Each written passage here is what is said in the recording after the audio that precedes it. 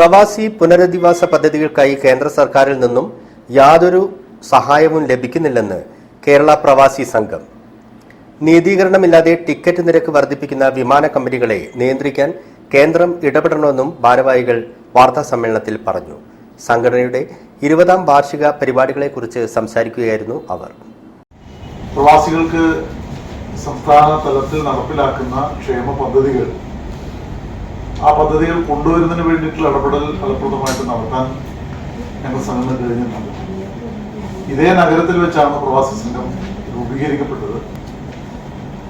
Shri K നായനാരാണ് അന്ന് അതിന്റെ ഉദ്ഘാടനം നടത്തിയിട്ടുള്ളത്.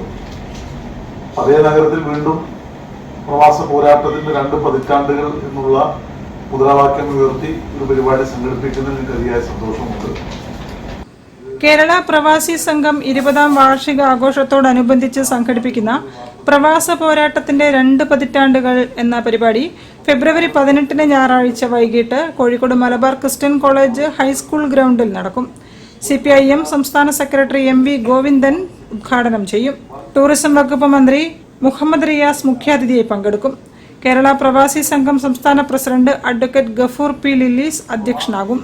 General secretary KV Abdul Khader സംഘടനയുടെ നയപ്രഖ്യാപനം നടത്തും. ഗുരുവായൂർ മാക് ഓർക്കസ്ട്ര അവതരിപ്പിക്കുന്ന സംഗീത നിശയും അരങ്ങേറുമെന്ന് പ്രവാസി സംഘം general secretary KV Abdul Khader, treasurer Badusha Kadalundi, Kozhikode ജില്ലാ secretary CV Iqbal, president K. Sajeev Kumar തുടങ്ങിയവർ വാർത്താസമ്മേളനത്തിൽ അറിയിച്ചു. News bureau, Kozhikode. രാജ്യം സ്വാതന്ത്ര്യം നേടി 7.5 പതിറ്റാണ്ട് പിന്നിടുമ്പോഴും ഭരണഘടനാ മൂല്യങ്ങൾ തകർക്കപ്പെടുകയാണെന്ന് SDPI. സംഘടനയുടെ ജനമുന്നേറ്റ യാത്ര ഫെബ്രുവരി 19